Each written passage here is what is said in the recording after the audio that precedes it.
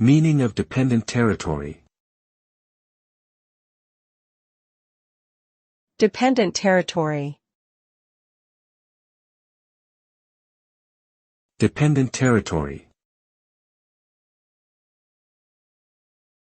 Dependent territory. Dependent territory.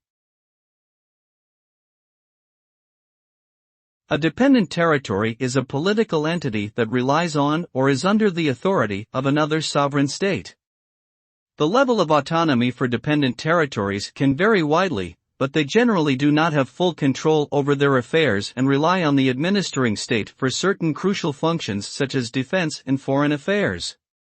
Dependent territories are often remnants of colonial empires and can include territories such as Puerto Rico, Guam, and Hong Kong.